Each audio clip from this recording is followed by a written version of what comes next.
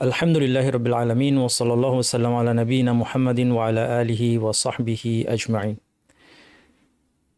আমাদের আজকের ক্লাসের বিষয়বস্তু হচ্ছে অপবিত্র বস্তু থেকে পবিত্রতা অর্জনের পদ্ধতি এবং মাসাইল। অপবিত্র বস্তু একে শরীয়তের পরিভাষায় অথবা ফিকহের পরিভাষায় বলা হয় নাজাসাত। এর সংজ্ঞা কি? এগুলো এমন বস্তু যা থেকে আমাদের মুক্ত থাকতে হবে সালাতের পরিশুদ্ধির জন্য। আমাদের দেহ, পোশাক অথবা সালাতের স্থানে এই জিনিসগুলো থাকতে পারবে না। এক্ষেত্রে অপবিত্র বস্তু থেকে পবিত্রতা অর্জন বা নাজাসাত থেকে, অথবা আমরা নাপাকি বলতে পারি, এই নাপাকি থেকে পবিত্রতা অর্জনের ক্ষেত্রে মৌলিক আলোচনা দুইটা পয়েন্টকে কেন্দ্র করে আবর্তিত হবে। একটি হচ্ছে যে কোন বস্তুগুলো শরীয়ত নাপাক বস্তু হিসেবে কনসিডার করেছে সেটা আমাদেরকে জানতে হবে। মানুষের কাছে অনেক কিছুই ঘৃণিত হতে পারে, যেটাকে মানুষ নোংরা মনে করে, ময়লা মনে করে, ধুয়ে ফেলে, দেখলে তার কাছে খারাপ লাগে, কিন্তু হয়তো শরীয়ত একে নাজাসাত হিসেবে গণ্য করেনি। সেই ক্ষেত্রে এই বস্তুটা যদি গায়ে বা পোশাকে কোথাও থাকে তাহলেও সালাত বিশুদ্ধ হবে। তাহলে আমাদেরকে শরীয়তের দলিল অনুযায়ী জানতে হবে যে শরীয়ত ঠিক কোন কোন বস্তুকে নাপাক হিসেবে গণ্য করেছে। আপনারা যারা আমার টেলিগ্রাম গ্রুপে এখনও জয়েন করেননি, টেলিগ্রাম চ্যানেলে অবশ্যই সাবস্ক্রাইব করবেন। সমস্ত অ্যানাউন্সমেন্ট এবং কোর্স নোটগুলো এখানে দেওয়া হয়। তাহলে নাপাক বস্তু কোনগুলো এটা আমাদের জানতে হবে। এটা হচ্ছে আমাদের আলোচনার একটা দিক। দ্বিতীয় দিক হচ্ছে নাপাক বস্তু থেকে আমরা কিভাবে পবিত্র হব। এর পবিত্রতার জন্য, নাপাক বস্তু থেকে পবিত্রতার জন্য কোনো নির্দিষ্ট পানি অথবা নির্দিষ্ট কোনো পদার্থ কি শর্ত? কোনো নির্দিষ্ট প্রক্রিয়া শর্ত কি? কোনো নির্দিষ্ট সংখ্যা শর্ত কি?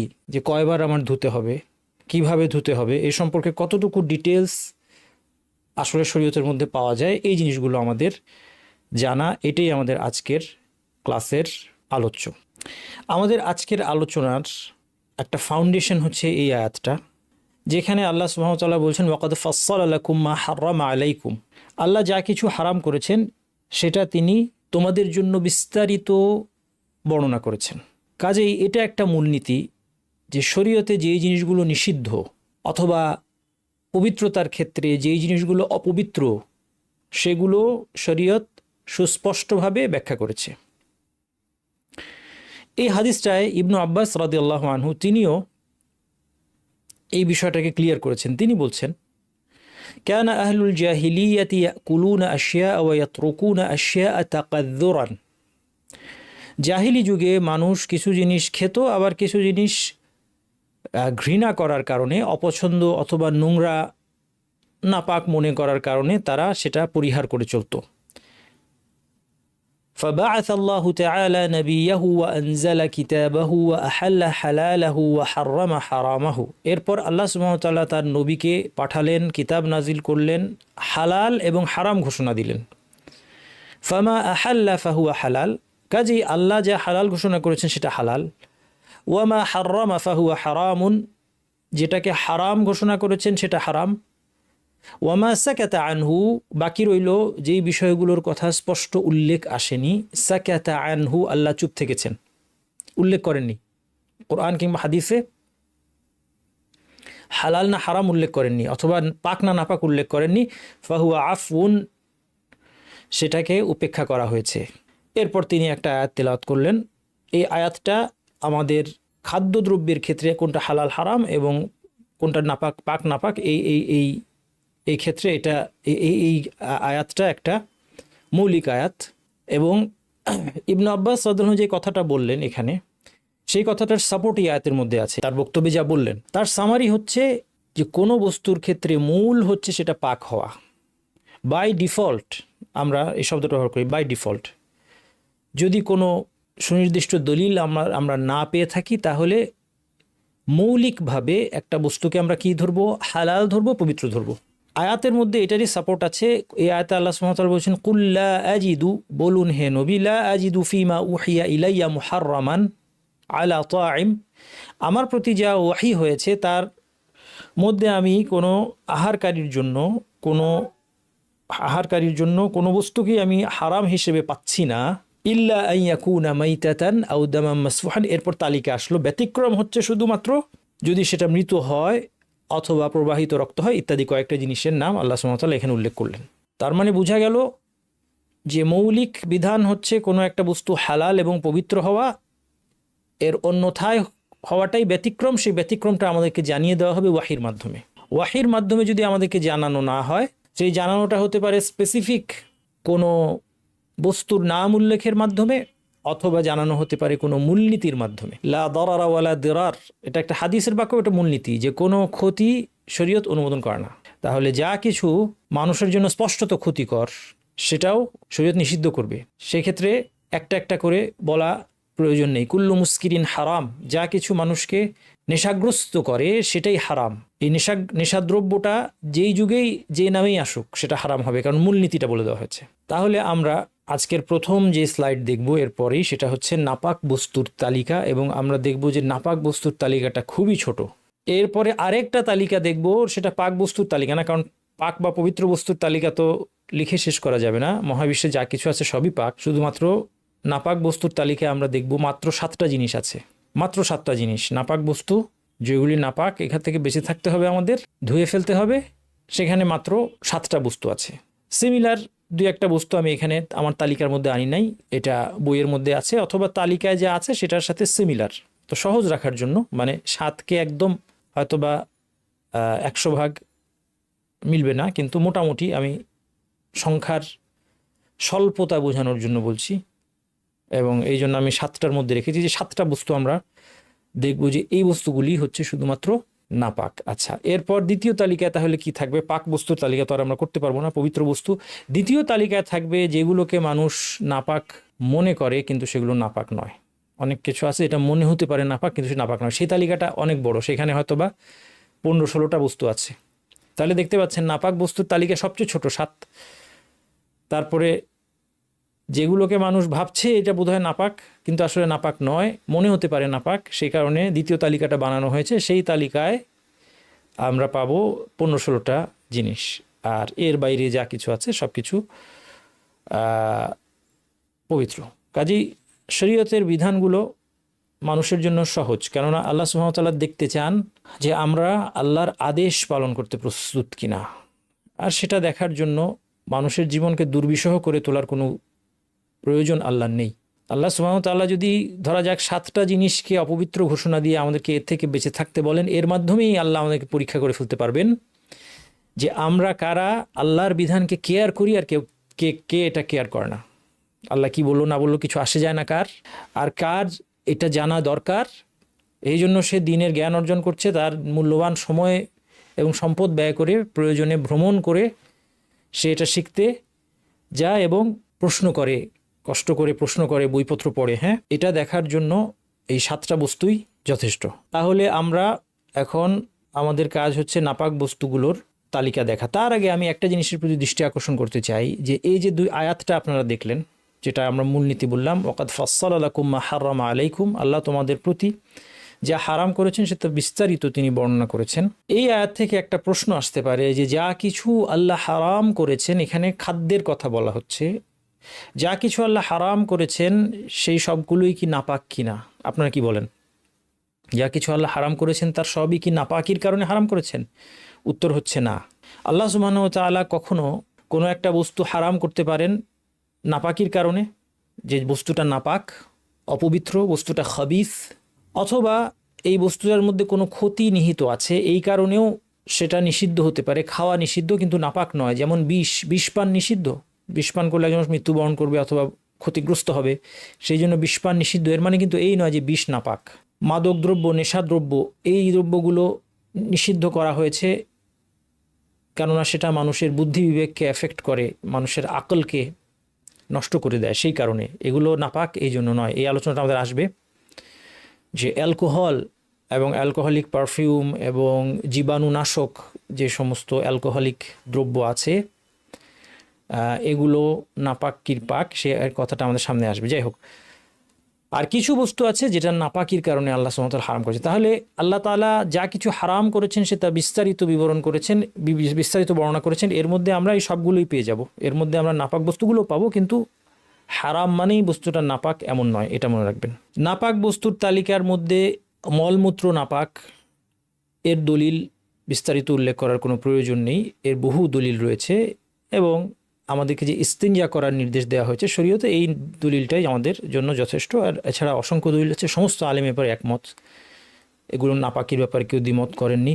মাদি নাপাক, মাদি হচ্ছে উত্তেজনার সময় যে তরলটা বের হয়, মাদি বের হওয়ার কারণে উত্তেজনা প্রশমিত হয় না, এটা অপেক্ষাকৃত পাতলা। ধরা যাক দাম্পত্য সম্পর্কের ক্ষেত্রে স্বামী স্ত্রীর মধ্যে কথাবার্তা বা স্পর্শ ইত্যাদি কারণে যখন একটা শাহাওয়াত তাদের মধ্যে জাগে, তখন যে তরল বের হয় সেটার নাম হচ্ছে মাদি। আরেকটা তরল আছে যেটাকে বীর্য বলা হয়, আরবিতে বলা হয় মানি। আলাম ইয়াকুন নুতফাতাম মিন মানিয়্যি ইউমনা, যেটা মানুষের সোর্স। আল্লাহ সুবহানাহু ওয়া তাআলা আল কোরআনে এই বস্তুর দিকে দৃষ্টি আকর্ষণ করেছেন যে কোন বস্তু থেকে তোমাকে সৃষ্টি করা হয়েছে, মিন মানিয়্যি ইউমনা, যেই মানিটা নিক্ষিপ্ত হয় সেখান থেকে তোমাকে তৈরি করা হয়েছে। মানি বের হওয়ার লক্ষণ হচ্ছে মানি বের হয়ে গেলে একজন মানুষের উত্তেজনা প্রশমিত হয়ে যায়। আর উত্তেজনার প্রাথমিক অবস্থায় অপেক্ষাকৃত পাতলা যেই তরল বের হয় সেটা হচ্ছে মাদি। মাদি এবং মানির মধ্যে পার্থক্য এটা আমাদের জানা দরকার। মাদি নাপাক, মানি পাক। মাদি নাপাক, রাসূলুল্লাহ সাল্লাল্লাহু আলাইহি ওয়াসাল্লাম মাদি বের হওয়ার কারণে লজ্জাস্থান ধুয়ে নিতে বলেছেন এবং অজু করতে বলেছেন। কাজেই এতে করে অজু ভেঙে যাচ্ছে, অজু করতে হবে এবং লজ্জাস্থান পরিষ্কার করে নিতে হবে, অথবা কাপড় যেখানে লাগবে সেটা ধুয়ে নিতে হবে, কারণ মাদি হচ্ছে নাপাক, মানি হচ্ছে পাক। কারণ আয়েশা রাদিয়াল্লাহু আনহা বলছেন রাসূলুল্লাহ সাল্লাল্লাহু আলাইহি ওয়াসাল্লামের পোশাকে মানি লেগে থাকলে সেটা শুকিয়ে গেলে তিনি নখ দিয়ে খুঁটে তুলে ফেলতেন। যদি একটা বস্তু আমরা জানি যে কাপড়ে লেগে শুকিয়ে যায় এবং শুকানোর পরে যে শক্ত পদার্থটা আছে সেটাকে তুলে নেওয়া হয়, তাহলেও ওই বাকি পদার্থটুকু কিন্তু ওই কাপড়ের মধ্যে থেকে যাবে। তার মানে বোঝা যাচ্ছে যে মানি সম্পূর্ণ ধুয়ে ফেলার দরকার নেই, এটা পাক। আবার কখনো ধুয়ে ফেলতেন, এই বর্ণনাও আছে, যা থেকে এটা পরিচ্ছন্নতার কারণে সাধারণত মানুষ এই বস্তুটাকে ঘৃণা করে, এই জন্য ধুয়ে ফেলে সেটা ভালো। কিন্তু পাক না নাপাকের প্রশ্ন যখন আসবে তখন আয়েশা রাদিয়াল্লাহু আনহার প্রথম যে হাদিসটা আমরা বললাম যে তিনি আঙ্গুল দিয়ে খুঁটে তুলে ফেলতেন, কাপড়ে তার মানে কিছুটা লেগে থাকতো, অবশিষ্ট অংশ থাকতো, এ থেকে বোঝা যায় যে মানি পাক। এবং আরও দলিল দেওয়া যায়, যে যা মৌলিক দলিল আমরা শুরুতে বলেছিলাম যে মানি নাপাক হওয়ার পক্ষে কোনো সুস্পষ্ট দলিল নেই। রাসূলুল্লাহ সাল্লাল্লাহু আলাইহি ওয়াসাল্লাম এটা কোথাও বলেননি যে তোমরা মানি ধুয়ে ফেলো, কারণ এটা তো মানুষের জীবনে অহরহ ঘটছে। যদি এটা ধুয়ে ফেলা জরুরি হতো তাহলে অবশ্যই রাসূলুল্লাহ সাল্লাল্লাহু আলাইহি ওয়াসাল্লাম এটা বিস্তারিত ব্যাখ্যা করে দিতেন। এই বিষয়ে একটা মজার গল্প আছে। দুইজন আলেম, আগের দিনে আমাদের আলেমরা তারা একটা জিনিস করতেন, এর নাম হচ্ছে মুনাযারা। মুনাযারা জিনিসটাকে আমরা মনে করি যে ঝগড়া, কিন্তু আসলে আলেমদের এই আলোচনাগুলো ঝগড়া ছিল না, এটা অত্যন্ত ফ্রুটফুল একটা একাডেমিক ডিসকাশন চলতো তাদের মধ্যে, যেটাকে মুনাযারা বললে বিতর্ক মনে হতে পারে, বা ঝগড়া করতেন, বিতর্ক করতেন এরকম মনে হতে পারে, কিন্তু আসলে তা না। বড় বড় আলেমরা মুনাযারা করতেন কি জন্য? যে যখন তিনি তার সমকক্ষ একজন পণ্ডিতের সাথে, যার সাথে তার মতভেদ আছে, তার সাথে ডায়ালগে যাচ্ছেন, তখন যেই দলিলটা হয়তো তার কাছে স্পষ্ট হয় নাই সেটা স্পষ্ট হবে এবং ফলে তিনি সত্যটা গ্রহণ করতে পারবেন। এই জন্য ইমাম শাফিঈ রহমতুল্লাহ আলাইহি তার বক্তব্য হিসেবে বর্ণিত আছে, তিনি আল্লাহর কাছে দোয়া করতেন, তিনি বলতেন যে আমি চাই যে বিতর্কে যেন আমার প্রতিপক্ষের মুখ দিয়ে সত্যটা বের হয় এবং আমি যেন সেটা গ্রহণ করতে পারি। এটা শুধু ইমাম শাফিঈ না, আগেকার দিনের আলেমদের মুনাযারার লক্ষ্য এটাই থাকতো। এরপরে ইমাম আবু হানিফার মতো বড় বড় পণ্ডিতরা তাদের ছাত্রদের মধ্যে তিনি মুনাযারা একটা পরিবেশ, ডায়ালগের একটা পরিবেশ তারা গড়ে তুলতেন। এতে করে সুবিধা কি? এটার উদ্দেশ্য কখনোই এটা ছিল না যে ছাত্ররা বসে তাদের উস্তাদ ইমাম আবু হানিফার মতটাকে সঠিক প্রমাণিত করবেন, এটা সেই মুনাযারার উদ্দেশ্য ছিল না। এর উদ্দেশ্য ছিল যে সবাই নিজের দৃষ্টিভঙ্গিটা উপস্থাপন করবে এবং সেটা ক্রিটিসিজমের সামনে আসার সুযোগ পাবে। এটা অত্যন্ত জরুরি একটা ব্যাপার, যেটা এখনকার সময় আলেমরা এরকমই উন্মুক্ত, কিন্তু এখনকার সময় অনেক দায়ীরা, যারা অনেকেই এখন ইলম অনেক হ্রাস পেয়েছে, অনেকেই ইসলামের কথা বলে, আমরাও বলি ইসলামের কথা, আমরা অনেকে বলি, কিন্তু আমাদের জ্ঞান খুবই কম। এই জন্য আমরা অনেক সময় আমাদের বক্তব্য চ্যালেঞ্জ হলেই, আমাদের বক্তব্য কেউ চ্যালেঞ্জ করলেই সেখানে আমরা রেগে যাই অথবা আমরা ব্যাকফুটে চলে যাই, কারণ আমরা মনে করি যে আমাদের কথাটা কোনোভাবেই ক্রিটিসিজমের জন্য গঠনমূলক সমালোচনায় উন্মুক্ত হওয়া উচিত না। ফিকহের বিষয়ে এটা কখনো ইসলাম স্পিরিট ছিল না। আকীদার বিষয়টা অন্য, বিশ্বাস যেগুলি মৌলিক বিশ্বাসের বিষয় যা বিশ্বাস করতে হবে সেখানে গিয়ে মতভেদের সুযোগ নাই। আলেমরা মোনাজারা করতেন, মোনাজারার এই জিনিসটা, এটা আমি মনে করি আমাদের সবার মধ্যে এটার প্রস্তুতি আসা উচিত। এটা আমাদের মধ্যে কিন্তু অনেক সময় থাকে না এবং এর জন্য আমরা অনেকভাবে ক্ষতিগ্রস্ত হই। শুধু দিনই ফিকহের বিষয় না, দুনিয়াবি বিষয়তেও আপনার যদি কোনো একটা কিছুকে সঠিক মনে হয়, একদম দুনিয়াবি বিষয়ে চলেন, আপনি কোনো একটা চিকিৎসা, আপনার কোনো একটা রোগ হয়েছে, আপনি কার কাছে কি চিকিৎসা করাবেন, আপনি একটা সিদ্ধান্ত নিয়েছেন, আপনার উচিত হবে আপনার ফ্যামিলির যারা ডাক্তার আছেন অথবা ডাক্তারি বুঝেন বা ডাক্তারি ছাত্রও যদি হয়, সেও তো তার কিছু হয়তো আইডিয়া আছে, আপনি যেটা ভাবছেন সেটাকে তাদের সামনে, অথবা এখন আসলে মানুষ ইউটিউব ইত্যাদির মাধ্যমে, ইন্টারনেটের মাধ্যমে অনেক ডাক্তারি ভিউ তারা জানতে পারে, ওইগুলোকেও সামনে নিয়ে এসে আপনার অপিনিয়নটাকে চ্যালেঞ্জ করতে হবে, আপনার নিজের অপিনিয়নটাকে নিজে চ্যালেঞ্জ করতে হবে। আর যখন এই কাজটা আপনি করবেন, আপনি সঠিক পথটা সহজে পাবেন। আপনি দেখবেন যে অনেক কিছু আমি তো জানতামই না, আমি তো এটা ভাবি নাই। কেন? কারণ মানুষের চিন্তাভাবনার দিকটা সীমাবদ্ধ। মানুষ যা জানে তার বাইরে তো কিছু দেখতে পায় না। মানুষের চিন্তাভাবনাটা একটা টর্চ লাইটের মতো। আপনি একটা অনেক বড় ঘরে ঢুকে সবগুলো লাইট বন্ধ করে আপনি টর্চ লাইট দিয়ে দেখার চেষ্টা করছেন ঘরের কোথায় কি আছে। বুদ্ধিমানের কাজ হবে আপনার আগে সুইচ টিপে দেখা যে অন্য লাইটগুলো জ্বলে কিনা। অন্য লাইটগুলো যদি জ্বলে, আপনাকে কষ্ট করে টর্চ লাইট দিয়ে দেখতে হবে না। আপনি অনেক কিছু এখন দেখতে পাবেন যেটা আপনি টর্চ লাইট দিয়ে হয়তো দেখতে পেতেন না বা কমপ্লিটলি দেখতে পেতেন না। এই কাজটা আমাদের করতে হবে। যাই হোক, তাহলে দুইজন আলেম মোনাজারা করছেন। একজন বলতে চাচ্ছেন যে মানি হচ্ছে পাক, আরেকজন বলতে চাচ্ছে মানি হচ্ছে নাপাক। তৃতীয় আরেকজন এসে জিজ্ঞেস করলেন যে আপনাদের মধ্যে কি নিয়ে এই বিতর্ক? তখন যিনি বলতে চাচ্ছিলেন যে আলেম যে মানি হচ্ছে পাক, তিনি তাকে বললেন, দেখেন, আমি ওনাকে বোঝানোর চেষ্টা করছি যে আপনার সৃষ্টি হয়েছে একটা পবিত্র বস্তু থেকে, কিন্তু তিনি এটা মানতে অস্বীকার করছেন। তিনি এটা প্রমাণ না করে ছাড়বেন না যে তার মূল হচ্ছে অপবিত্র, তার মূল হচ্ছে নাপাক। কাজেই মানি পাক না নাপাক এটা নিয়ে আলেমদের মধ্যে মতভেদ আছে। কাজেই কোনোটা শুনি আপনার আতকে ওঠার কোনো কারণ নাই। যদি আপনি কখনো শোনেন কোনো আলেমের কাছে যে মানি নাপাক, তাহলে আতকে উঠবেন না। এই মতটাও আলেমদের মধ্যে আছে, তাদেরও দলিল আছে। আর আমরা যে মতটা বলছি মানি পাক, এটার পক্ষেও দলিল আছে, এটার পক্ষেও বড় বড় আলেমরা আছে। আতকে ওঠার কিছু নেই। আপনি আপনার নির্ভরযোগ্য আলেমের ফতোয়ার ভিত্তিতে অথবা আপনার গবেষণা পড়াশোনার ভিত্তিতে যেটাকে বেশি শক্তিশালী মনে হয়েছে সেই অনুযায়ী আপনি আমল করতে পারেন, কিন্তু মাদি নাপাক, এটাই হচ্ছে মূল কথা। মানির ব্যাপারটা বলে দিলাম। রক্ত নাপাক, আলেমদের সর্বসম্মতিক্রমে এটা নাপাক, এবং আল কোরআনে এর কথা বলা হয়েছে দামুন মাসফুহ বলা হয়েছে, প্রবাহিত রক্ত, যেটাকে আলেমরা ইন্টারপ্রিট করেছেন যে রক্ত যখন বেশি পরিমাণে থাকবে তখন সেটা নাপাক হবে। অল্প পরিমাণে রক্ত অথবা অল্প পরিমাণে যে কোনো নাপাকির ক্ষেত্রে ছাড় আছে, এর দলিলগুলো আমরা একটু পরে দেখবো ইনশাল্লাহ। তাহলে রক্ত নাপাক, মানুষ এবং অন্য প্রাণীর রক্ত যেটাই বেশি পরিমাণে, যেটা প্রবাহিত হয়, কেটে গিয়ে বের হচ্ছে অথবা কোনো প্রাণী জবাই করার পর তার থেকে যে রক্তটা বের হচ্ছে, বেশি পরিমাণে রক্ত হলেই সেটা নাপাক হবে। এবং একটা জিনিস এই প্রসঙ্গে মনে রাখবেন আপনারা, যে নাপাক হওয়া আর অজু ভাঙা কিন্তু এক কথা নয়। কোনো একটা বস্তু নাপাক হলেও সেটা বের হলেই অজু ভাঙবে এমন কোনো কথা নাই। তাহলে রক্ত যখন বের হবে, কারো হাত কেটে রক্ত বের হলো, এই রক্তটা নাপাক, এটা না ধুয়ে নামাজ হবে না, কিন্তু অজু ভাঙবে না, সে রক্ত পড়া বন্ধ করবে, রক্ত গায়ের মধ্যে লেগে থাকলে ধুয়ে ফেলবে, তারপর সে নামাজ পড়বে। নিষিদ্ধ প্রাণীর গোবর এবং মূত্র। নিষিদ্ধ প্রাণী বলতে আমরা বুঝাচ্ছি যে এই সমস্ত প্রাণী খাওয়া হারাম। তাহলে প্রাণী দুই প্রকার, পশু পাখি দুই প্রকার, খাওয়া হারাম আর একটা হচ্ছে খাওয়া হালাল। যেই প্রাণীগুলো খাওয়া নিষিদ্ধ বা হারাম, তাদের বর্জ্য হারাম, তাদের গোবর অথবা মূত্র হারাম। যেমন গৃহপালিত গাধা, হাদিসের মাধ্যমে গৃহপালিত গাধাকে নিষিদ্ধ করে দেওয়া হয়েছে। তারপর কাক যদি টয়লেট করে আপনার গায়ের উপর, সেটা নাপাক। কিন্তু অন্যান্য পাখি হতে পারে যেটা খাওয়া হালাল, সেই পাখির টয়লেটটা আবার কি হবে? পাক হবে। গরু ছাগলের গোবর পাক হবে। রাসূল সাল্লাল্লাহু আলাইহি ওয়াসাল্লাম এই জন্য ভেড়া এবং ছাগলের খোয়াড়ে সালাত আদায়ের পারমিশন দিয়েছেন। একদল অসুস্থ লোককে তিনি উটের মূত্র পান করতে বলেছিলেন চিকিৎসার জন্য। এই হাদিসগুলো থেকে প্রমাণিত হয় যদি নাপাক হতো তাহলে এটা পান করার অনুমতি থাকতো না। এই হাদিসগুলো থেকে প্রমাণিত হয় যে যে সমস্ত প্রাণী খাওয়া যাবে, গরু, ছাগল, উট, ভেড়া ইত্যাদি, এদের গোবর এবং মূত্র পাক, আর যে সমস্ত প্রাণী খাওয়া নিষেধ, এর মলমূত্র নাপাক। তাহলে এর পাশাপাশি বুঝলাম যে প্রাণীগুলো খাওয়া হালাল সেগুলোর মলমূত্র পাক, নাপাক নয়। তাহলে কোনো রাখাল, সে সারাদিন হয়তো গরু ছাগলের সাথে থাকে, তার সালাত আদায় করতে কোনো বাধা নেই। মাঠে অথবা গরু ছাগলের পরিচর্যা করতে গিয়ে তার শরীরে নাপাক কোনো কিছু লাগার সম্ভাবনা নেই, কারণ এর যাবতীয় গোবর টোবর যা আছে সবই পাক। মৃত স্থলজ প্রাণীর গোশত, মৃত কি এটা আগে বুঝতে হবে, এটা বোঝা খুব জরুরি। মৃত কাকে বলে? শরীয়তের পরিভাষায় কোনো একটা প্রাণী হয় খাওয়া নিষেধ অথবা খাওয়া বৈধ।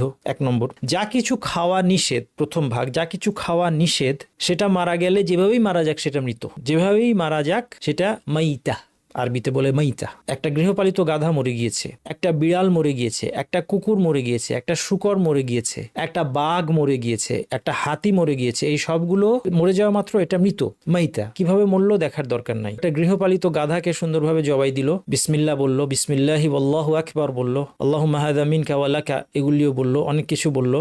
তারপর সুন্দরভাবে জবাই দিল, রক্ত প্রবাহিত করলো, সুন্দর করে রান্না করে খেলো। এটা হবে না, এটা যেভাবেই জবাই করা হোক না কেন, যেহেতু এই প্রাণীটা খাওয়াই হারাম, এই জন্য এটা মরে যাওয়া মাত্র মাইতে হবে। এবার আসেন, তাহলে এটা হচ্ছে মৃত, এগুলি সব মৃত, যেভাবে মারা যাক।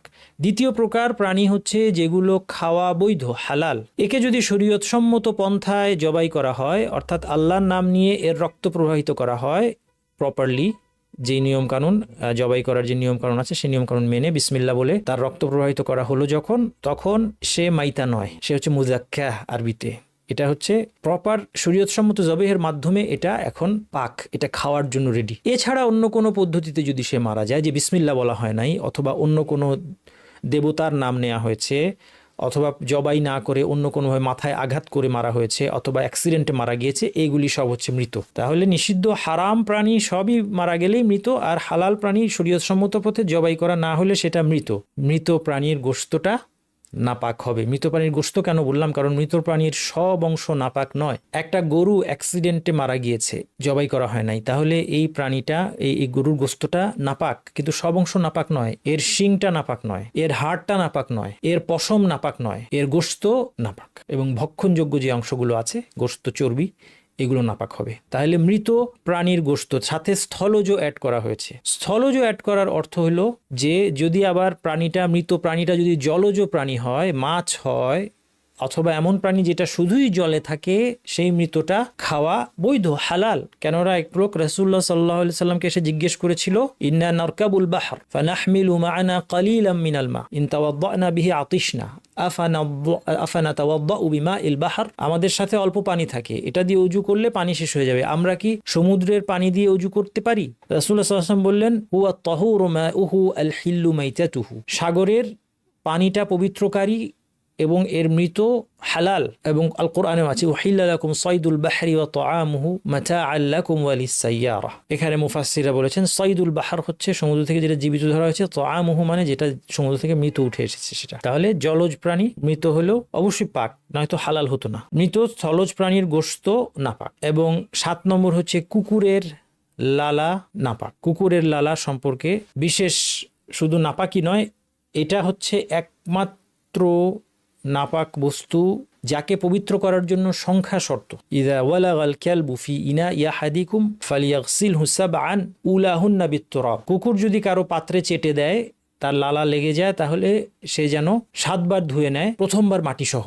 প্রথমে এটার মধ্যে মাটি ছিটাইতে হবে, তারপর পানি দিয়ে একবার ধুয়ে ফেলতে হবে, এটা গেল একবার, এরপর আবার 6 বার পানি দিয়ে ধুতে হবে। তাহলে এই 7টা হচ্ছে আমাদের নাপাক বস্তু। তাহলে আরো পৃথিবীতে যে অসংখ্য জিনিস আল্লাহ সৃষ্টি করেছেন সেগুলো নিয়ে আমাদের দুশ্চিন্তার দরকার নেই, যা নাপাক নয়। জীবিত এবং মৃত অবস্থায় মুসলিমের দেহ কখনো নাপাক হয় না। দেহে নাপাকি লাগতে পারে, কিন্তু দেহটাই নাপাক এটা কখনো হয় না, জীবিত অবস্থায় না, মৃত অবস্থায় না। কারণ রাসূল সাল্লাল্লাহু আলাইহি ওয়াসাল্লাম বলেছেন, ইন্নাল মুমিন লা ইয়ানজুস, মুমিন কখনো নাপাক হয় না, রাসূল সাল্লাল্লাহু আলাইহি ওয়াসাল্লাম বলে দিয়েছেন। আবু হুরায়রা রাদিয়াল্লাহু আনহু একবার জানাবতের অবস্থায় ছিলেন, তিনি রাসূল সাল্লাল্লাহু আলাইহি ওয়াসাল্লামকে দেখে তাড়াতাড়ি চলে গেলেন, তারপরে গোসল করে ফিরে আসলেন। রাসূল সাল্লাল্লাহু আলাইহি ওয়াসাল্লাম বললেন যে, আইনা কুনতা ইয়া আবু হুরায়রা, তুমি কোথায় চলে গেলে? তখন তিনি বললেন, ইন্নী কারিহতু আন উজালিসাকা আলা গায়রি তাহারা, আমি অপবিত্র অবস্থায় আপনার সাথে বসাকে অপছন্দ করছিলাম। রাসূল সাল্লাল্লাহু আলাইহি ওয়াসাল্লাম বললেন, সুবহানাল্লাহ, ইন্নাল মুমিন লা ইয়ানজুস, মুমিন কখনো নাপাক হয় না, তুমি আমার সাথে বসলে কোনো অসুবিধা নেই, তোমার গায়ের সাথে আমার গায়ে টাচ লাগলে কোনো কিছু হবে না, তুমি নাপাক নও। তুমি জানাবত অবস্থায় থাকতে পারো, জানাবত অবস্থায় তোমার জন্য সালাত বৈধ নয়, কিন্তু তোমার শরীর সারাটা নাপাক হয়ে গেছে এরকম না। মৃত অবস্থাতেও নাপাক নয়, এমনকি অবিশ্বাসীর দেহও নাপাক নয়। অবিশ্বাসী, তার নাপাকি হচ্ছে আকীদার নাপাকি, বিশ্বাসের নাপাকি। শিরক হচ্ছে বিশ্বাসের নাপাকি, কিন্তু তার দেহটা নাপাক নয়। এই জন্য অবিশ্বাসীদের প্রস্তুত খাবার খাওয়া বৈধ। রাসূল সাল্লাল্লাহু আলাইহি ওয়াসাল্লাম খেয়েছেন। এক মুশরিক নারীর ঘোড়া থেকে পানি নিয়ে তিনি এবং সাহাবীরা উজু করেছেন, ব্যবহার করেছেন, সে পানি পান করেছেন, গোসল করেছেন। এবং ইহুদি খ্রিস্টান নারীদের সাথে মুসলিম পুরুষদের বিয়েকে বৈধ করা হয়েছে। তাহলে স্বামী স্ত্রী তাদের সম্পর্কটা কত গভীর আমরা জানি। যদি দেহটা নাপাক হতো তাহলে তো বৈবাহিক জীবনযাপন করা সম্ভব হতো না। মানুষের লালা নাপাক নয়, বীর্য নাপাক নয়, আগেই বলেছি। শ্বেতস্রাব এবং অনুরূপ আর্দ্রতা যেগুলো নারীর লজ্জাস্থান থেকে বের হয় এগুলো নাপাক নয়।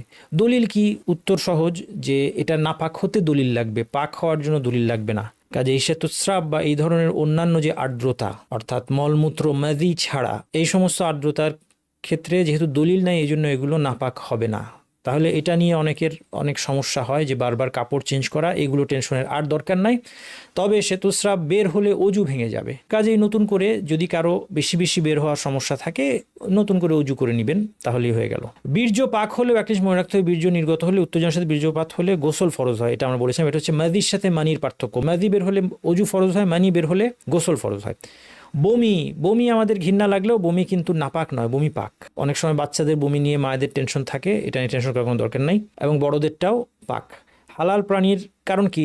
কোনো দলিল নেই নাপাক হওয়ার। হালাল প্রাণীর গোবর মূত্র এবং সকল অংশ পাক, এটা আমরা বলেছি। হালাল প্রাণীর সকল অংশ, গোবর মূত্র, তার মুখ থেকে যদি কিছু বের হয় অথবা সে যদি কোনো পানি পান করে সেই পানিটা অবশিষ্ট, এগুলি সব পাক। জীবদ্দশায় অন্যান্য প্রাণীও কিন্তু জীবদ্দশায় পাক। এর মধ্যে বিশেষভাবে বিড়ালের কথা এসেছে হাদিসে, যে রাসূলুল্লাহ সাল্লাল্লাহু আলাইহি ওয়াসাল্লাম বলেছেন ইন্নাহা লাইসাত বিনাজিস ইন্নাহা মিনাত তাওয়াফিন আলাইকুমুত তাওয়াফাত, যে বিড়ালটা নাপাক নয়, এটা হচ্ছে তোমাদের মধ্যে বিচরণশীল একটা প্রাণী। এই জন্য একবার আবু কাতাদা, একজন সাহাবী, তিনি তার পুত্রবধূ তাকে ওজুর জন্য পানি রেডি করে দিয়েছেন। একটা বিড়াল এসে পানি চাটতে শুরু করলো, তিনি একটু আরো পাত্রটা একটু কাত করে দিলেন যেন ভালো মতো বিড়ালটা পানি খেতে পারে। তার পুত্রবধূ অবাক হলেন, তিনি বললেন যে তাজাবিনা ইবনা তাখি, তুমি কি আশ্চর্য হচ্ছ? তারপর তিনি হাদিসটা বলেন, রাসূলুল্লাহ সাল্লাল্লাহু আলাইহি ওয়াসাল্লাম বলেছেন যে বিড়াল নাপাক নয়, এগুলো তোমাদের মধ্যে বিচরণশীল। তেমনি গাধা জাতীয় প্রাণী, যেগুলোতে গৃহপালিত গাধা আমরা বলেছি প্রাণীটা খাওয়া হারাম, কিন্তু প্রাণীটাই তার শরীরটা পুরাটাই নাপাক এরকম না। কারণ রাসূলুল্লাহ সাল্লাল্লাহু আলাইহি ওয়াসাল্লাম গাধায় চড়তেন, সাহাবীরা গাধায় চড়তেন। গাধায় চড়লে গাধার সাথে গাধার ঘাম গায়ে লাগা স্বাভাবিক। এরপরে গাধার উপর অনেক সময় পানির পাত্র বহন করা হতে পারে, সে পানিটা তার গায়ে পড়বে, সেটা আবার ভেজা, সেটা শরীরে লাগবে। এই কোনো কিছু থেকে সাহাবীরা বেঁচে থাকার চেষ্টা করেছেন, অথবা রাসূলুল্লাহ সাল্লাল্লাহু আলাইহি ওয়াসাল্লাম বেঁচে থাকার চেষ্টা করেছেন, অথবা বেঁচে থাকতে বলেছেন, এর কোনো প্রমাণ নাই। এখান থেকে যেটা বোঝা যাচ্ছে যে যেই প্রাণীগুলো খাওয়া হারাম এদের শরীরটাই নাপাক এরকম না, জীবদ্দশায় এদের শরীর নাপাক নয়। যেমন বিড়াল, যেমন গাধার উদাহরণ দিলাম, আরও যে কোনো হিংস্র প্রাণী অথবা কুকুর, এই কোনোটাই। কুকুর, অনেক সময় আপনারা প্রশ্ন করেন যে কুকুরের সাথে গায়ের টাচ লাগলে কি হবে? গায়ের টাচ লাগলে কিছু হবে না, কিন্তু এই প্রাণীটা মারা গেলে এর গোশতটা নাপাক হবে। জাল্লালা বলা হয় ওই প্রাণীকে, আমি ইচ্ছা করে শব্দটা আরবিতে রাখলাম, তাহলে আপনাদের একটু ব্রেনটা ইউজ করতে হবে। জাল্লালা কি? জাল্লালা হচ্ছে ওই প্রাণী যেই প্রাণী নাপাকি খায়। জাল্লালা সে নাপাকি খায় যদি তার শরীরে নাপাকির লক্ষণ প্রকাশ পায়, গন্ধ পাওয়া যায়, দুর্গন্ধ, নাপাকির দুর্গন্ধ, তাহলে সেটা খাওয়া বৈধ নয়, সেটাকে নাপাক গণ্য করা হবে। কিন্তু যদি সেরকম কিছু না হয় সেটা পাক হবে, খাওয়া যাবে। আবার এই যে গন্ধ পাওয়া যাচ্ছে, যদি কয়েকদিন তাকে পবিত্র বস্তু খাওয়ানোর পরে এই গন্ধটা চলে যায় তাহলেও সেটাকে খাওয়া যাবে। মৃতের পশম, পালক, হাড় এবং বাহ্যিক অংশ পাক, নাপাক নয়। যেটা আমরা শিংয়ের কথা বললাম, হাড়ের ক্ষেত্রেও একই বিধান প্রযোজ্য, কারণ এগুলো নাপাক হওয়ার স্পষ্ট কোনো দলিল নেই। পশম, পালক, তার কারণ হচ্ছে আলেমরা বলছেন যে একটা প্রাণী গোশতটা নাপাক হয়ে যাওয়ার ক্ষেত্রে মূল বিষয় হচ্ছে এর রক্ত, অর্থাৎ রক্ত যেখানে যেখানে প্রবাহিত হচ্ছে সেই জায়গাগুলো পাক নাপাকির প্রশ্ন। কিন্তু যেখানে রক্ত প্রবাহিত হয় না, হাড়, পালক, পশম, এই জিনিসগুলোতে আদতে এটা পাক নাপাকির প্রশ্ন নাই। এই জন্য তারা বলছে যে মৃত প্রাণীর এই অংশগুলো পাক। এবং চামড়ার ক্ষেত্রে বিধান কি?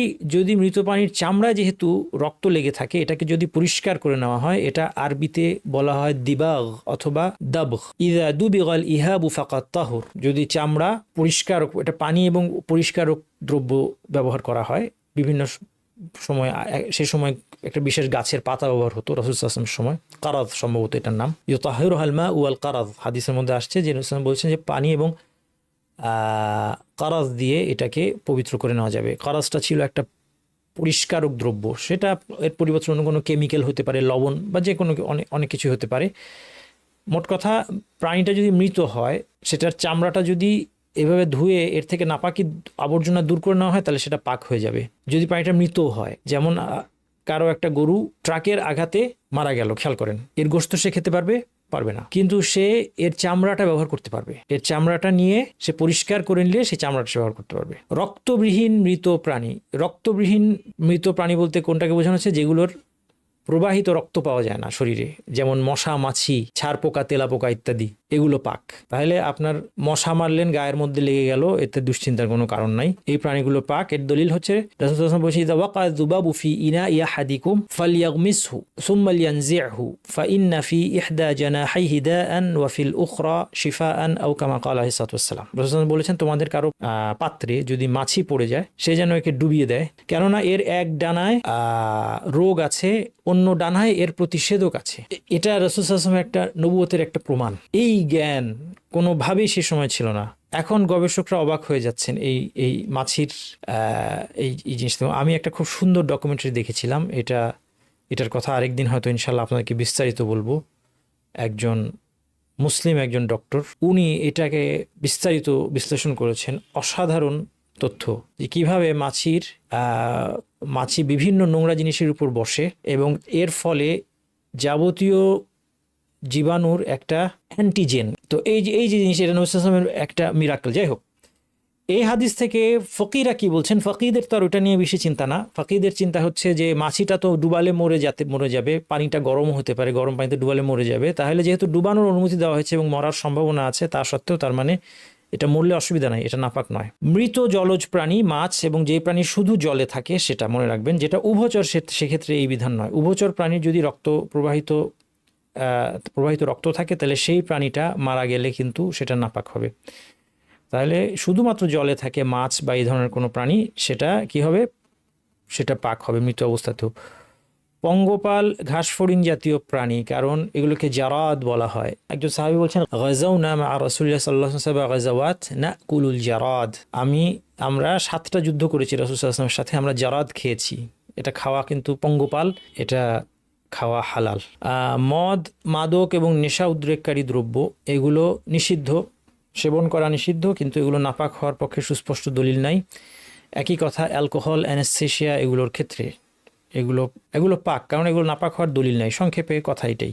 আর কোনো আয়াতে যদি এটাকে নাপাক বলা হয়ে থাকে, তাহলে সাথে মূর্তি ছিল, ওই আয়াতে মূর্তিকেও নাপাক বলা হয়েছে। ইন্নামাল খামরু ওয়াল মাইসিরু ওয়াল আনসাবু ওয়াল আজলামু রিজসুম মিন আমালি শাইতান। নাপাক হওয়ার দলিল হিসেবে যে আয়াতটা বলা হয় সেটা হচ্ছে খামর অর্থাৎ মদ, মাইসির জুয়া, ওয়াল আনসাবু ওয়াল আজলাম, আনসাব হচ্ছে মূর্তি, আজলাম হচ্ছে জুয়ার তীর। এগুলোকে আল্লাহ বলছেন রিজসুন, নাপাক, মিন আমালি শাইতান, শয়তানি কর্মকাণ্ডের নোংরামি।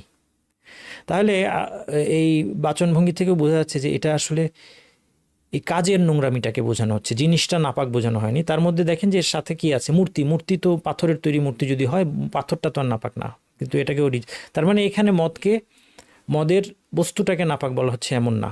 এরপর যখন মদ নিষেধ করা হলো, তখন সাহাবীরা তাদের সাথে তাদের বাসায় যার যেখানে মদ জমা ছিল সব ফেলে দিলেন, রাস্তাঘাটে ফেলে দিলেন। যদি নাপাক হইতো তাহলে খুব সাবধানে, সতর্কতার সাথে এটা ফেলতে হতো। এই জন্য অ্যালকোহলযুক্ত পারফিউম ব্যবহার করা বৈধ, অ্যালকোহলযুক্ত পারফিউম ব্যবহার করা যাবে। অ্যালকোহলযুক্ত ঔষধ কেউ যদি ব্যবহার করে বা জীবাণুনাশক যদি গায়ে লাগে, তাতে কোনো ক্ষতি নাই, সেটা ধুয়ে ফেলার প্রয়োজন নাই। পারফিউমে যে অ্যালকোহলটা থাকে, সেই অ্যালকোহলটা কিন্তু ডিন্যাচারালাইজড অ্যালকোহল, যেটাতে আপনার অন্য মেথিলেটেড স্পিরিট বা অন্য জিনিস মেশানো হয়েছে, ফলে সেটা পান করলে কেউ মারা যাবে। ওটা বিষ এক ধরনের।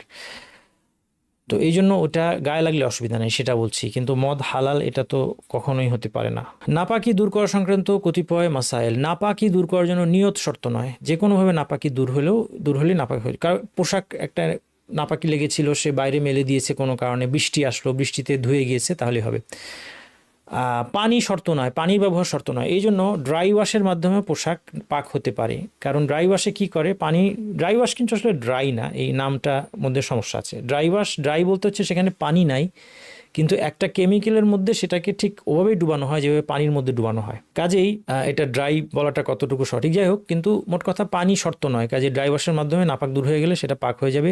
নির্দিষ্ট কোনো পদ্ধতি নাই যে ঠিক কীভাবে ধুতে হবে। অনেকে আপনারা আমাকে এই প্রশ্নটা অনেকবার করেছেন। একটা জিনিস মনে রাখবেন যে এখানে মূল কথা হচ্ছে আপনি যখন নিশ্চিত হবেন, অথবা আপনার কাছে মনে হয় মোস্ট প্রবলি নাপাকে চলে গেছে, এটা চলে গেছে, কীভাবে ধুলেন সেটা কোনো ব্যাপার না।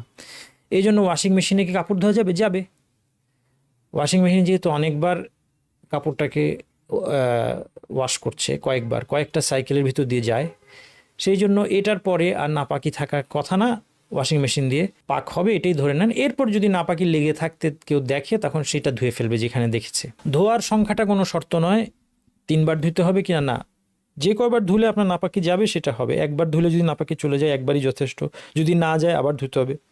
একমাত্র ব্যতিক্রম কুকুরের লালা, যেটা আপনারা দেখলেন 7 বার ধুতে হবে, প্রথমবার মাটি সহ। কুকুরের লালার ক্ষেত্রে মাটির ব্যবহার, মাটির পরিবর্তে অন্য দ্রব্য ব্যবহার করা যাবে কিনা এটা ইখতিলাফি মাসালা, আলেমদের মধ্যে মতভেদ হয়েছে। আমি বলবো না ব্যবহার করে ভালো।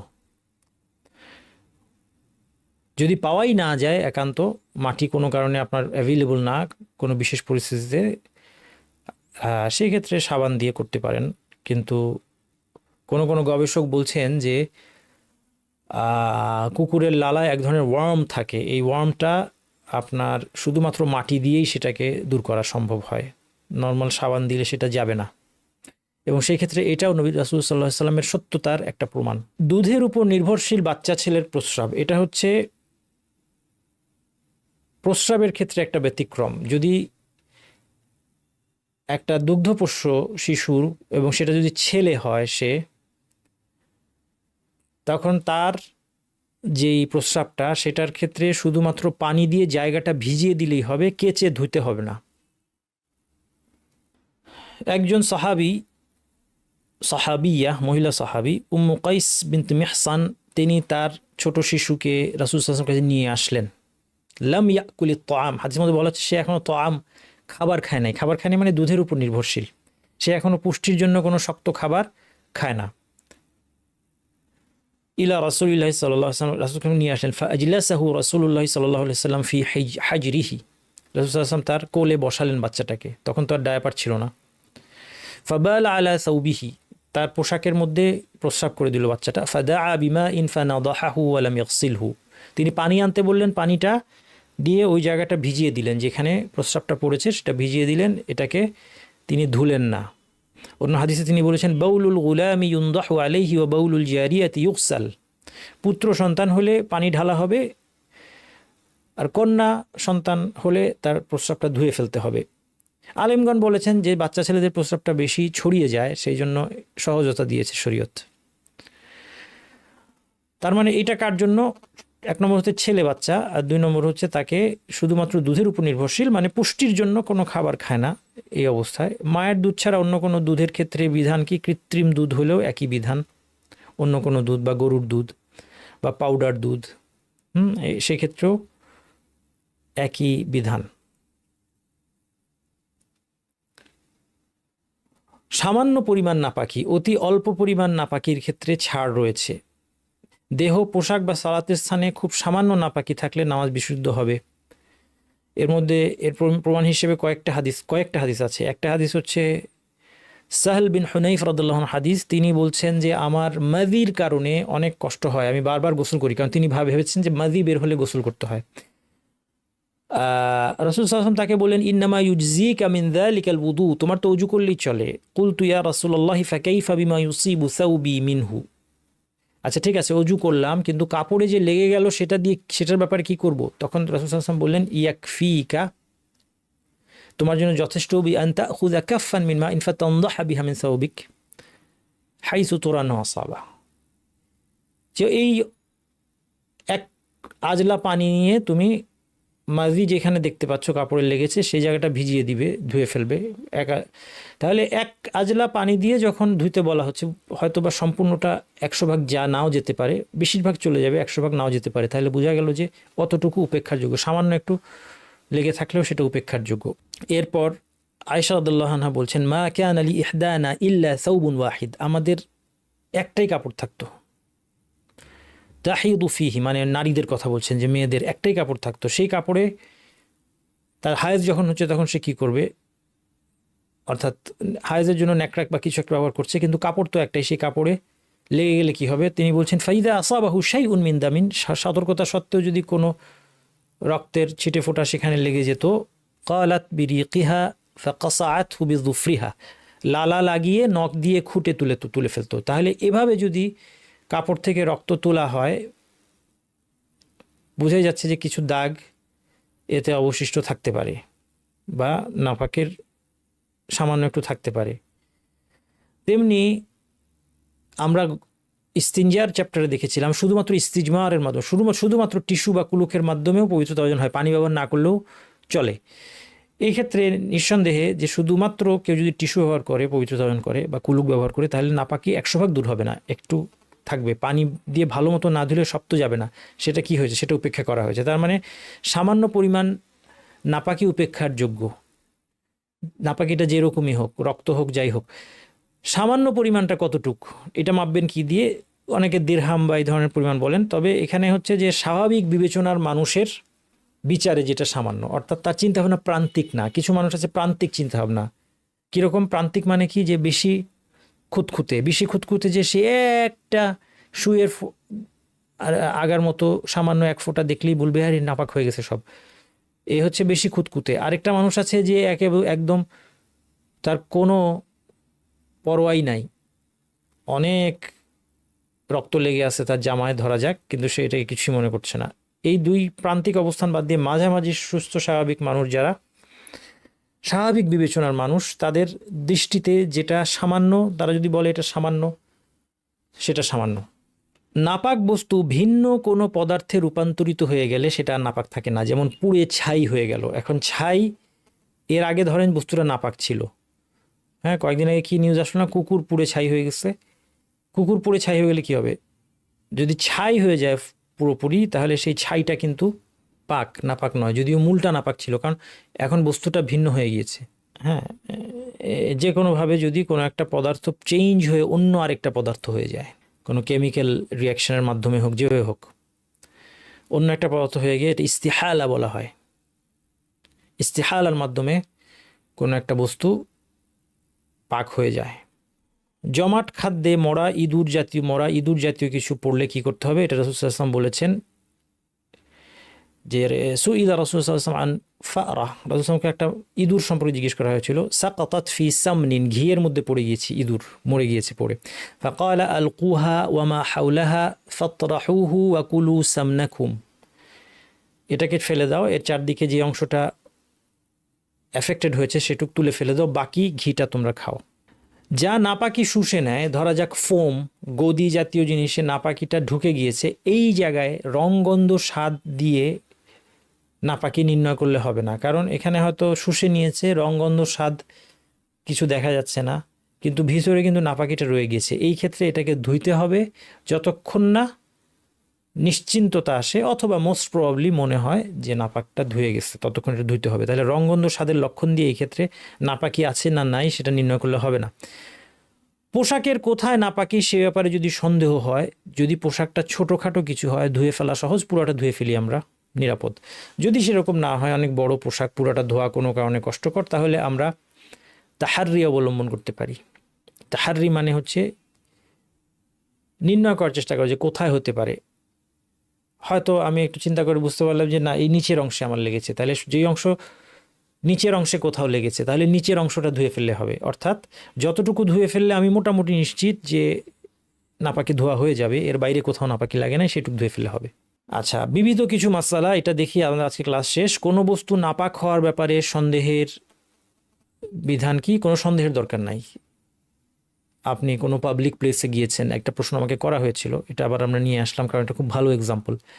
একটা পাবলিক প্লেসে আপনি গিয়েছেন, সেখানে একটা চেয়ারে বসার সময় আপনার সন্দেহ লাগলো যে কত মানুষ এখানে আসে যায়, শিশুরা আসে যায়, কেউ কখনো হয়তো এখানে প্রস্রাব করেছে বা কিছু নাপাকি লেগেছে, আমি এখানে বসবো না। যেহেতু আপনার জানা নাই, সেই জন্য আপনি এটাকে পাক ধরবেন এবং সেখানে বসলেও আপনি ওই পোশাকে সালাত আদায় করতে পারেন। কোনো বস্তু নাপাক হওয়ার ব্যাপারে সন্দেহের দরকার, এটা একটা মূল নীতি। আল ইয়াকিনু লা ইয়াজুলু বিশাক্কি, সন্দেহের উপর ভিত্তি করে কোনো সিদ্ধান্ত নেওয়া হয় না। যেটা নিশ্চিত, যে মৌলিক, যেটার মূল হচ্ছে পাক হওয়া, যেটা মূলে পাক ছিল পরবর্তীতে নাপাক হয়েছে কিনা সেটা আমি শিওর না, তাহলে এটাকে পাক ধরবো।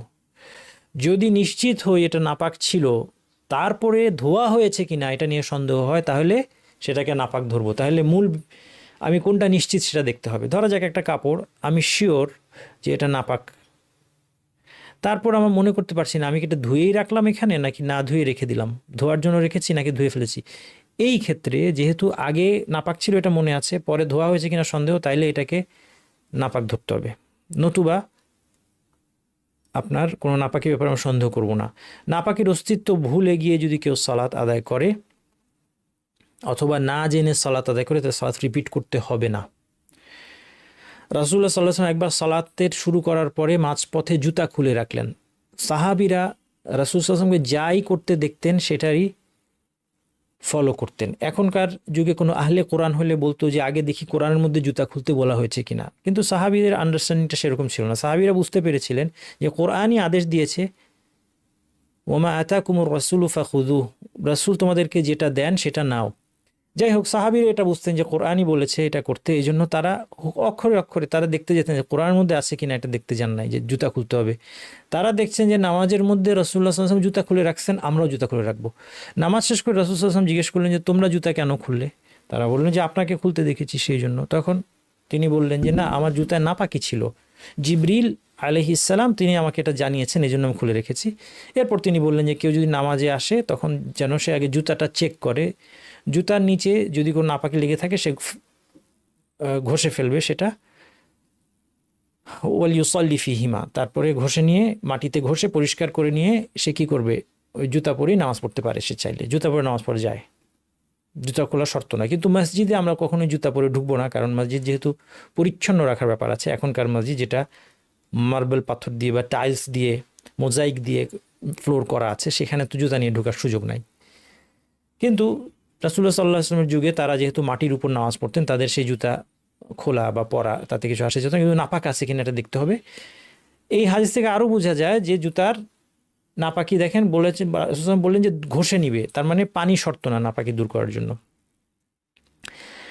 এই হাদিস থেকে বোঝা যাচ্ছে যেহেতু তিনি নামাজের একটা অংশ নাপাকি নিয়ে পড়েছেন, জিবরিল আলাইহিস সালাম তাকে জানানো পর্যন্ত সেই অংশটা আবার রিপিট করেন নাই, তার থেকে বোঝা যাচ্ছে যে কেউ যদি নাপাকির কথা ভুলে গিয়ে অথবা না জেনে সালাত আদায় করে ফেলে, তারপরে তার খেয়াল হয় যে আরে এই কাপড়টা তো নাপাক ছিল, তাহলে নামাজ কি করতে হবে না, রিপিট করতে হবে না। কিন্তু কেউ যদি অজু ছাড়া নামাজ পড়ে তারপর খেয়াল হয় আরে আমি তো অজু করি নাই, তখন তাকে নামাজ রিপিট করতে হবে। এটা মনে রাখতে হবে, এই দুটোর মধ্যে পার্থক্য আছে। নাপাকের অনুসন্ধান কাম্য নয়। একটা বালতিতে আপনি পানি দেখতে পাচ্ছেন, আপনার জিজ্ঞেস করার দরকার নেই যে ভাই পানিটা কার, এই পানির মধ্যে কি কোনো নাপাক কিছু পড়ছে, জিজ্ঞেস করার কোনো দরকার নাই। ইয়াকুম আল গুলুওয়া ফিদ্দিন, রাসূল সাল্লাল্লাহু আলাইহি ওয়াসাল্লাম বলেছেন যে তোমরা দিনের মধ্যে বাড়াবাড়ি করো না। ইন্নামা আহলাকা মান কানা ক্বাবলাকুম আল গুলু, তোমাদের পূর্ববর্তীদেরকে ধ্বংস করেছে কোন জিনিসটা, এই গুলু, বাড়াবাড়িটাই তোমাদের পূর্ববর্তীদেরকে ধ্বংসের কারণ ছিল। নাপাক বস্তুর ক্রয় বিক্রয় সংক্রান্ত মাসাইল, এটা গুরুত্বপূর্ণ। আজকের আলোচনা শেষ আমাদের প্রায়, একটু যে মনোযোগ রাখতে হবে আপনাদের সেটা হচ্ছে এই মাসালাটা একটু মনোযোগ রাখতে হবে। নাপাক বস্তুর ক্রয় বিক্রয় চার মাযহাবের মতেই এটা নিষিদ্ধ।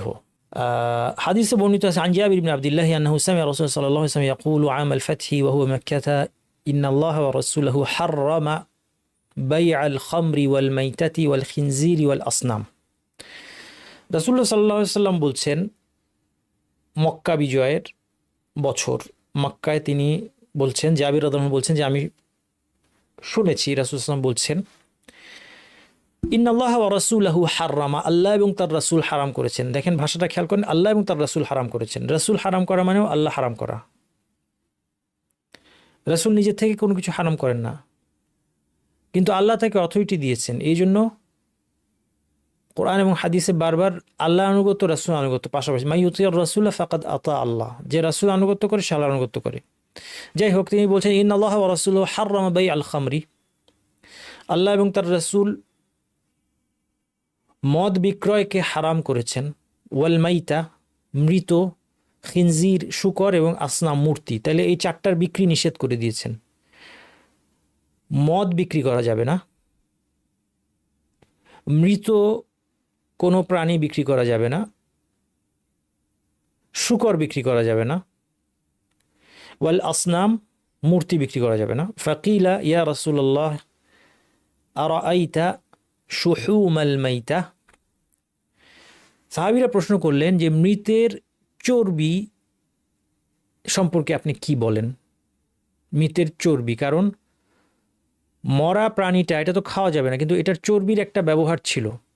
সে ব্যবহারটা কি তারা বলছেন, ফা ইন্নাহা ইউতলা বিহা সুফুন,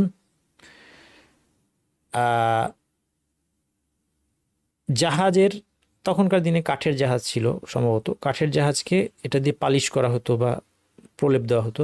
ওয়ায়ুদহানু বিহাল জুলুদ, চামড়াকে তৈলাক্ত করা হয়। এটার ব্যবহারটা কি ঠিক আমি শিওর না, ওকে একটা ব্যবহার মোট কথা। ওয়াস্তাসবিহু বিহান নাস, আরেকটা ব্যবহার হচ্ছে এটাকে প্রদীপ জ্বালাতে এটার ব্যবহার হয়। এটা এত তেল এক ধরনের, এটা দিয়ে আগুন জ্বালানো যায়।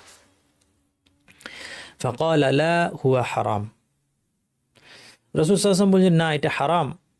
সুম্মা ক্বাল রাসূল সাল্লাল্লাহু আলাইহি ওয়াসাল্লাম ইনদা যালিক, এরপর বললেন কাতালাল্লাহুল ইয়াহুদ, ইয়াহুদরা অভিশপ্ত। কেন?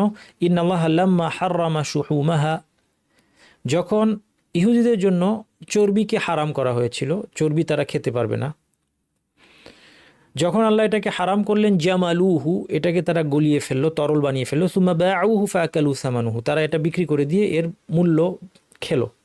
অর্থাৎ এটা খাওয়া তাদের জন্য নিষেধ করা হয়েছিল, চর্বি। ওয়ালাল্লাযিনা হাদু হাররামনা কুল্লা যী যুফুরিন ওয়া মিনাল বাকারি ওয়াল গানামি হাররামনা আলাইহিম শুহুমাহুমা, গরু এবং ছাগলের চর্বি তাদের জন্য নিষেধ করা হয়েছিল। আল্লাহ কারণটাও বলে দিয়েছেন, যালিকা জাযাইনাহুম বিবাগীহিম, তাদের জুলুমের সীমা লঙ্ঘনের শাস্তি হিসেবে। আজকে তাদের কাজকর্ম যারা ধরা যাক কারো জানা নাই তারা কি করছে, তাদের কাছে হয়তো মায়া লাগতে পারে যে আহা কেন আল্লাহ তাদের উপর এত কড়াকড়ি করেছিলেন। কারণটা আল্লাহ জানিয়ে দিয়েছিলেন যে এরা অত্যন্ত অবাধ্য প্রকৃতির একটা জাতি। সবসময় এরা, হ্যাঁ এদের মধ্যে ভালো মানুষ ছিল, কিছু অল্প মুমিন ছিল, কিন্তু তারা আল্লাহর বড় বড় অবাধ্যতা করেছে চিন্তার বাইরে। তাদের স্বভাবের কাঠিন্যের সাথে সামঞ্জস্য রেখে আল্লাহ সুবহানাহু ওয়া তাআলা তাদের জন্য শরীয়তের বিধানকে কঠিন করে দিয়েছিলেন তাদের বাড়াবাড়ির কারণে। ফিরআউন বনু ইসরাইলের উপর কি পরিমাণ নির্যাতন চালিয়েছে, এটা এই সাম্প্রতিক ঘটনাগুলোর আগে যখন আমি ডিসক্রিপশনগুলো পড়তাম তখন মনে হতো যে এত কঠিন মুসিবত ছিল তাদের উপর, মনে হতো যে আল্লাহর কি হিকমা। কিন্তু এখন যখন তাদের কার্যকলাপগুলো দেখা যায় তখন মনে হয় যে আল্লাহ সুবহানাহু ওয়া তাআলা প্রত্যেক জাতির জন্য তারা যার উপযুক্ত যে জিনিসের সেটাই নির্ধারণ করেন। এবং এটা সত্য, এটা আমার মনে হওয়ার উপর নির্ভরশীল নয়, কিন্তু সেটা উপলব্ধি করতে পারি আমরা এখন। আচ্ছা, এখন তাহলে এই হাদিস থেকে যেটা বোঝা গেল যে যেই জিনিসটাকে হারাম করা হয়েছে সেটার ক্রয় বিক্রয় করা যাবে না। এটার ভিত্তিতে আলেমগণ বলছেন যে নাপাক বস্তুর ক্রয় বিক্রয়টা বৈধ নয়। এবং বিশেষভাবে এই আপনি যদি হাদিসের টেক্সটের সাথে যান তাহলে সেখানে কি পাচ্ছেন আপনি? মৃত না, সব নাপাক কিন্তু না, এখানে হাদিসে মৃত। শুকর তো খাওয়া হারাম। খামার, মদ ক্রয় বিক্রয় অবশ্যই নিষিদ্ধ, কারণ মদ হচ্ছে মানুষের আকলকে প্রভাবিত করে। মূর্তি ক্রয় বিক্রয় নিষিদ্ধ কেন? নাপাকির কারণে না, মূর্তির সাথে নাপাকির সম্পর্ক নয়, কারণ মূর্তি পূজা নিষেধ সেই কারণে। তাহলে এই হাদিসের টেক্সটে সরাসরি নাপাক কথাটা নাই, কিন্তু যেহেতু মৃত জন্তু ক্রয় বিক্রয় করতে নিষেধ করা হয়েছে, এখান থেকে এটার কারণ হিসেবে একটা কারণ আলেমগণ নির্ণয় করেছেন যে কারণ জিনিসটা নাপাক। খেয়াল করেন, এটা একটু বোঝার দরকার আছে, এই জন্য একটু ধীরে ধীরে বলছি। এরপর আপনার বিশেষভাবে রক্ত বিক্রি করার ব্যাপারে হাদিস আসছে। আবি জুহাইফা রাদিয়াল্লাহু আনহু তিনি বলছেন, ইন্না রাসূল সাল্লাল্লাহু আলাইহি ওয়াসাল্লাম নাহা আন সামানিদ দাম, রাসূল সাল্লাল্লাহু আলাইহি ওয়াসাল্লাম রক্তের মূল্য নিতে নিষেধ করেছেন। তাহলে রক্ত বিক্রি করা নিষিদ্ধ, এটা মনে রাখতে হবে। কাজে অনেকে রক্ত বিক্রি করে, এটা কিন্তু জায়েজ নাই। রক্ত দান করা যাবে, এবং রক্ত নাপাক হওয়া সত্ত্বেও সেটা দান করা যাবে, এবং ব্লাড ট্রান্সফিউশন জায়েজ, কিন্তু রক্ত বিক্রি করা যাবে না।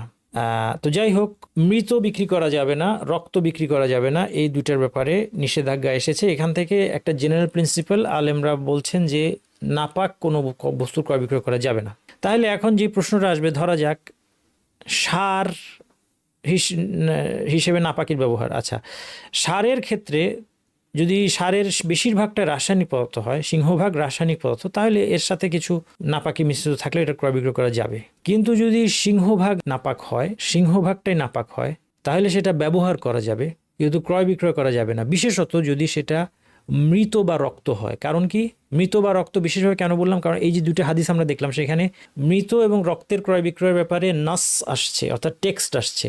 আর নাপাক, যে কোনো নাপাকির ক্ষেত্রে এই বিধান প্রযোজ্য, এই এই রুলটা ডিরাইভড, এটা নাস আসে নাই। তাহলে যেহেতু মৃত আর রক্তের ব্যাপারে টেক্সট আসছে, নাস আসছে, এই জন্য যদি সারটা এমন হয় যে এই সারের মধ্যে মৃত জন্তু আর রক্ত এটার পরিমাণ বেশি, রাসায়নিকের পরিমাণ কম, তাহলে এটা ক্রয় বিক্রয় করা যাবে না, তবে ব্যবহার করা যাবে, ব্যবহার করতে বাধা নাই। কারণ রাসূল সাল্লাল্লাহু আলাইহি ওয়াসাল্লাম ব্যবহার করতে নিষেধ করেন নাই। ওই যে মৃত প্রাণীর চর্বি দিয়ে যে প্রদীপ জ্বালানো অথবা অন্যান্য ব্যবহার, সেটা দিয়ে কোথাও জাহাজ পালিশ করা ইত্যাদি, এটাকে কিন্তু তিনি নিষেধ করেননি। তার থেকে কি বোঝা যাচ্ছে যে এটা ব্যবহার জায়েজ, কিন্তু নিষেধ করেছেন ক্রয় বিক্রয়টা। তিনি যে ক্রয় বিক্রয় নিষেধ করেছেন কীভাবে বুঝলেন? হাদিসের শেষ অংশে যেখানে ইহুদিদের সাথে তুলনা করলেন। ইহুদিরা কি করেছিল? তারা ব্যবহার করছে, সেটাকে দোষ দেওয়া হয়নি, তারা বিক্রি করে দিয়েছে, এটাকে দোষ দেওয়া হয়েছে। আর যদি নাপাকিটা অন্য কিছু হয়, ধরা যাক মলমূত্র এবং সেটার সাথে রাসায়নিক পদার্থ, যদি গরুর গোবর হয় কোনো অসুবিধা নাই, কারণ গরুর গোবর তো পাক। গরুর গোবরকে সার হিসেবে যদি ব্যবহার বা ক্রয় বিক্রয় করা হয় সমস্যা নাই, গরু ছাগলের গোবর। কিন্তু যদি এমন কোনো গোবর, যেটা ধরা যাক গাধার গোবর বা এই ধরনের, যে প্রাণীটা খাওয়া নিষিদ্ধ, এরকম প্রাণীর মলমূত্র বা গোবর এগুলো মিশিয়ে যদি বিক্রি করা, সেটার পরিমাণ বেশি হয়, সেই ক্ষেত্রেও সেটার ক্রয় বিক্রয় পরিহার করাই উত্তম, ব্যবহার করা যাবে সব অবস্থায়। কোনো বস্তুতে, এরপরের মাসালা, তাহলে এটা গেল নাপাক বস্তু। নাপাক বস্তুর সংস্পর্শ, নাপাক বস্তুর সংস্পর্শ প্রয়োজনের খাতিরে বৈধ, প্রয়োজন শেষ হয়ে গেলে ধুয়ে ফেলতে হবে। যেমন আপনারা এর আগে উদাহরণ দিয়েছেন, যে দেখেছেন যে মৃত চর্বি দিয়ে যখন প্রলেপ দেওয়া হচ্ছে জাহাজের, তখন সেটা হাতে লাগছে বা গায়ে লাগতে পারে, সেটা জায়েজ, কিন্তু পরে ধুয়ে ফেলতে হবে। নাপাকি ভক্ষণের বিধান, নাপাকি ভক্ষণ করা অবশ্যই নিষেধ, হারাম। জরুরি অবস্থায় একজন মানুষ, ইল্লা মা তুরিতুম ইলাই, যখন একজন মানুষ ইত্তিরার হয়, ফামানি তুররা গায়রা বাগিন ওয়ালা আদিন ফালা ইসমা আলাইহি, যে কোনো সীমা লঙ্ঘনের উদ্দেশ্যে নয়, নিরুপায় হয়ে প্রয়োজনীয় পরিমাণে তা খেতে বাধ্য হয়ে যায়, না তো সে মারা যাবে, তার জন্য সেটা খাওয়া জায়েজ। তাহলে নাপাক কোনো বস্তু যদি জীবন বাঁচানোর জন্য একটা মরা প্রাণী কাউকে খেতে হচ্ছে বা শুকর খেতে হচ্ছে, জীবন না হলে তার জীবন বাঁচবে না, যতটুকু খেলে সে জীবন রক্ষা করতে পারবে ততটুকু তার জন্য জরুরি অবস্থায় ভক্ষণ বৈধ। এবং এই ক্ষেত্রে প্রয়োজনে সে স্টকও করতে পারে, যে সে পাবে না, সে তার মনে হচ্ছে, ধারণা হচ্ছে, প্রবল ধারণা যে সে সামনে 1 মাস খাবার পাবে না, ফলে সে এটাকে স্টক করে রেখে দিল, সেটাও তখন জায়েজ হবে। জরুরি অবস্থায় নাপাকি ভক্ষণ, এটা বললাম। চিকিৎসার জন্য নাপাক বস্তু ভক্ষণ করা যাবে না, কারণ চিকিৎসা ব্যাপারটা হচ্ছে যে নাপাক বস্তুটা খেলেই তার রোগ ভালো হবে, এটার কোনো নিশ্চিত সম্পর্ক নাই। রাসূল সাল্লাল্লাহু আলাইহি ওয়াসাল্লাম বলেছেন, তাদাওয়াউ ওয়ালা তাদাওয়াউ বিহারাম, তোমরা চিকিৎসা করো কিন্তু হারামের মাধ্যমে কখনো চিকিৎসা করবে না। এই জন্য মনে রাখবেন, চিকিৎসার নাম দিয়ে কোনো হারাম বস্তু ভক্ষণ করা জায়েজ নাই। কোনো ঔষধে যদি অ্যালকোহল খুব এত সামান্য পরিমাণে থাকে যে ওই ঔষধটা বেশি পরিমাণে সেবন করেও কেউ মাতাল হতে পারবে না, কারণ অ্যালকোহলের পার্সেন্টেজ এত কম, সেই ক্ষেত্রে সেটা সেবন করা বৈধ। মূলনীতি হচ্ছে, যে জিনিস বেশি পরিমাণে সেবন করলে মাতাল হবে তার 1 ফোঁটাও হারাম। যেই জিনিস বেশি পরিমাণে সেবন করে মাতাল হওয়া যাবে না, সম্ভব নয়, তার মানে তাতে নেশা তৈরিকারী দ্রব্যটা খুব পার্সেন্টেজ খুবই কম, সেই ক্ষেত্রে সেটা সেবন করা জায়েজ। সুবহানাকাল্লাহুম্মা ওয়া বিহামদিকা আশহাদু আল্লা ইলাহা ইল্লা আনতা আস্তাগফিরুকা ওয়া আতুবু ইলাইক।